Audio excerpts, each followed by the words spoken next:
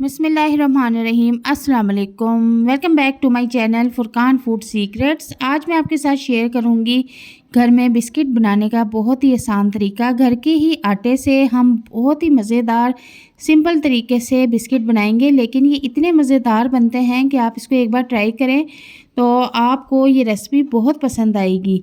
तो मैंने इसको सिर्फ आटा, चीनी, घी से तैयार किया है। बहुत ही सिंपल इंग्रेडिएंट्स इसमें यूज़ किए हैं। और तो चलते हैं अपनी रेसिपी की तरफ, लेकिन उससे पहले मेरी गुजारिश है कि अगर आप मेरे चैनल पर नए हैं तो काइंडली मेरे चैनल को सब्सक्राइब कर दें, बेल आइकन को प्रेस कर दें और वीडियो को लाइक एंड शेयर कर दें। तो यहाँ पर सबसे पहले मैंने एक बाउल लिया है और उसमें 1 कप आटा ले लिया है जो घर में हमारे यूज़ होता है रोटियों के लिए। और अब आधा कप मैंने इसमें पिसी हुई चीनी शामिल कर दी है। चीनी अपने टेस्ट के मुताबिक आप इसमें ऐड कर सकते हैं। तो अब इसमें आधा चम्मच ऐड करूँगी lemon essence. Lemon essence add करने से क्या होता है कि इसमें बिल्कुल बेकरी जैसा, बाज़ार जैसा जायका आना शुरू हो जाता है। और अगर आपके पास लेमन एसेंस नहीं है तो आप इसमें लेमन भी ऐड कर सकते हैं, लेमन जूस, ठीक है। और इसमें मैंने तकरीबन 1/4 कप घी का ऐड कर दिया है। और अब इन सब चीज़ों को हम अच्छी तरह से मिक्स कर लेंगे। तो इसमें पानी डालने की बिल्कुल भी ज़रूरत नहीं है। और इसके टेस्ट को मज़ीद बढ़ाने के लिए मैं इसमें 1 अदद अंडा ऐड कर दूंगी। इससे आपके बिस्किट जो है बहुत खस्ता और मज़ेदार बनते हैं। बिल्कुल बाज़ार जैसा इसमें जायका आता है और पानी की हमें इसमें बिल्कुल भी ज़रूरत नहीं है। ये ऐसे ही इसको हम गूँधेंगे। तो आप देखें कि इसको सारे आटे को हम एक बार अच्छी तरह से इकट्ठा करेंगे और फिर इसको 5 से 10 मिनट का रेस्ट देंगे और उसके बाद दोबारा से इसको गूँधना शुरू कर देंगे। तो यहाँ पर आटा मैंने गूँध लिया है। 15 मिनट रेस्ट देने के बाद दोबारा से आटा देखेंगे इसकी क्या कंडीशन है। तो आटा हमारा बिल्कुल ठहर चुका है, इसको अच्छा खासा रेस्ट मिल चुका है। हाथों को हल्का सा ऑयली करके तो अब हम बिस्किट बनाना शुरू कर देंगे। तो आपने छोटा सा एक पेड़ा लेना है और इस तरह हाथों में, जिस तरह से हम कबाब बनाते हैं, इस तरह से आपने एक शेप बना लेनी है।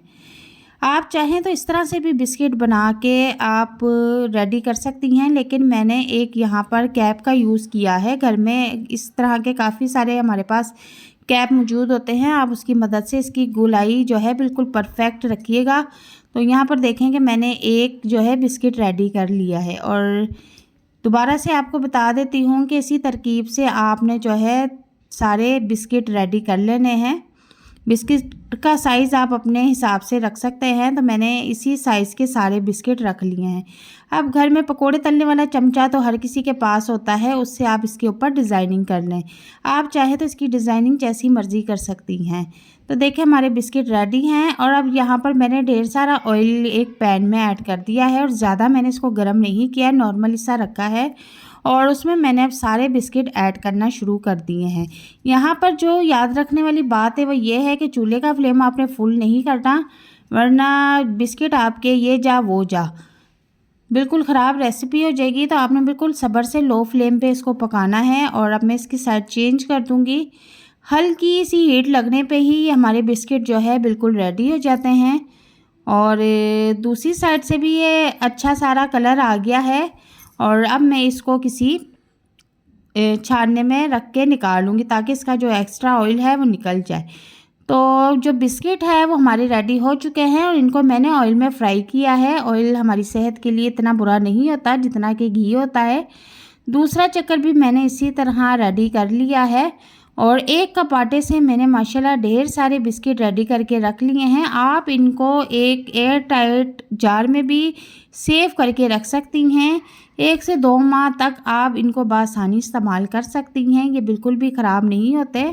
तो यहाँ पर देखें कि हमारे मज़ेदार बिस्किट रेडी हैं बनके। सिर्फ आटा, चीनी, घी से हमने इनको रेडी किया है और ये इतने मज़ेदार हैं कि आप इस रेसिपी को एक बार घर में ज़रूर ट्राई करें।